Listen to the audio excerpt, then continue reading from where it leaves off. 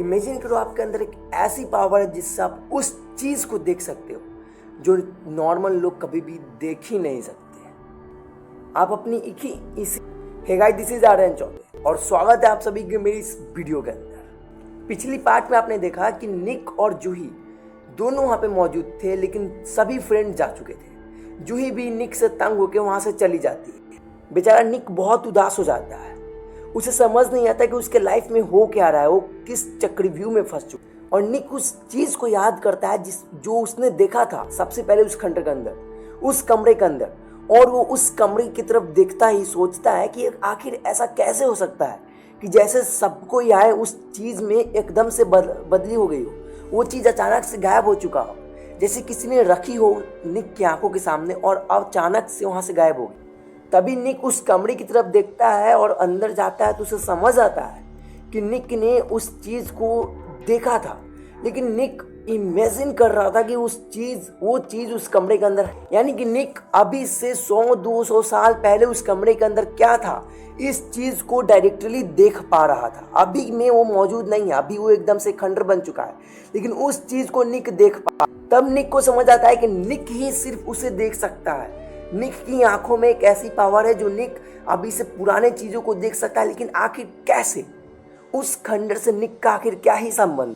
और निक काफी देर तक उसी खंडर के अंदर रहता है, इस चीज को सोचता रहता है कि आखिर इस खंडर से मेरा क्या संबंध है, आखिर मैं ही कैसे देख सकता हूँ सिर्फ इसे, और कोई लोग क्यों नहीं देख सकते। और निक को जब ये बात समझ आ जाती है कि बाकी लोग नहीं देख सकते, निक उसे समझा सकता है बाकी लोगों को कि आखिर उसके अंदर क्या है।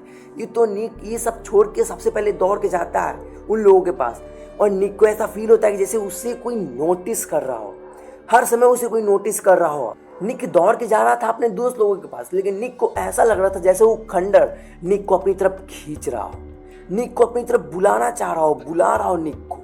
निक जैसे ही सभी फ्रेंड लोग के पास पहुंचता है बहुत रोने लगता है, बहुत रोता है और अपने फ्रेंड लोग को समझाता है, जूही को बहुत समझाता है, पर जूही उसकी एक नहीं सुनती है।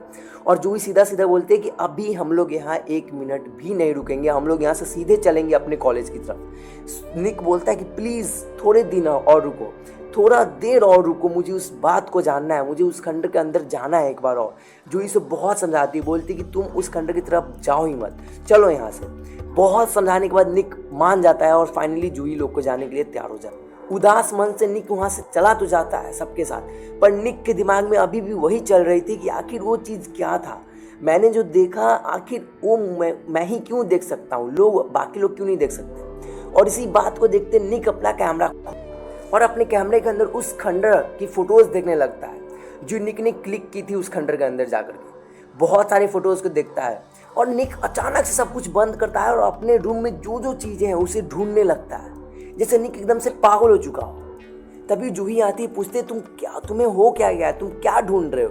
तभी निक बोलता है कि मुझे ऐसा लग रहा है जैसे उस खंडर से मेरा कोई रिश्ता है, मेरा कोई कनेक्शन है उस खंडर के साथ, उसी का कोई प्रूफ मैं ढूंढना चाहता हूँ। जूही उस पर हंसती और समझाती कि तुम पागल हो गए हो, वो खंडर देखने से लगता है जैसे 100-200 साल पहले बंद हो चुका होगा और तुम अभी भी हो। वो 100-200 साल पहले तुम्हारा कनेक्शन कैसे हो सकता है उस खंडर के साथ। निक बोलता है नहीं, कुछ तो बात है उस खंडर के साथ जो मेरे साथ है, कुछ तो कनेक्शन है उस खंडर का जो मेरे साथ है। मैं ही क्यों देख सकता हूँ सिर्फ उस चीज़ को जो तुम लोग नहीं देख सकते। मैं उस खंडर को क्यों फील कर पा रहा हूँ हर समय जो तुम लोग नहीं कर पा रहे।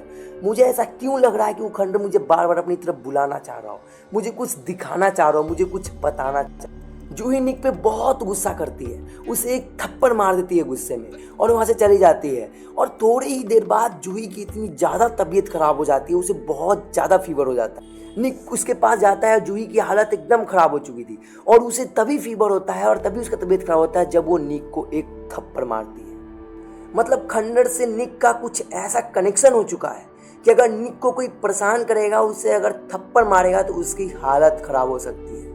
लेकिन एक सिंपल खंडर कैसे किसी की हालत खराब कर सकता है। निक जूही से बहुत प्यार करता है और उससे इस हालत में कभी देख ही नहीं सकता है।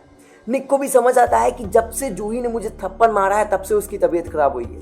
निक बहुत रोता है और दौड़ के उस खंडर के पास जाता है। उस खंडर के अंदर जाकर के रो रो के बोलता है कि प्लीज मेरी जूही को ठीक कर दो।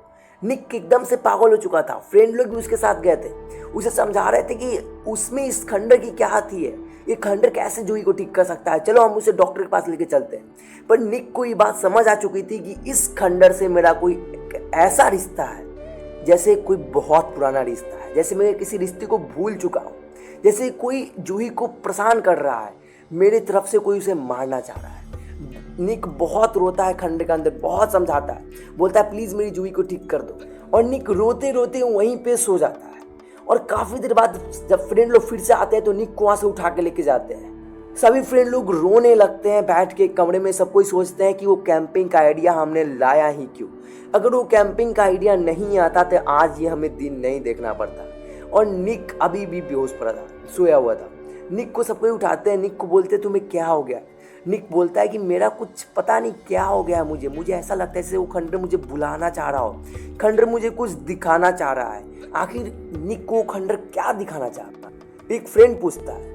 निक बोलता है मुझे खुद भी नहीं पता कि वो खंडर मुझे क्या दिखाना चाहता है, लेकिन मुझे कुछ ऐसा फील हो रहा है उस खंडर के इस लगन से कि जैसे वो खंडर से मेरा कोई पुराना रिश्ता है, वो खंडर मुझे अपनी तरफ खींचना चाह रहा हो, बुला रहा हो। आखिर निक का खंडर से ऐसा क्या रिश्ता हो सकता है, ये जानने के लिए देखना पड़ेगा आपको अपकमिंग पार्ट्स। तब तक के लिए मिलते हैं नेक्स्ट वीडियो में। Bye bye.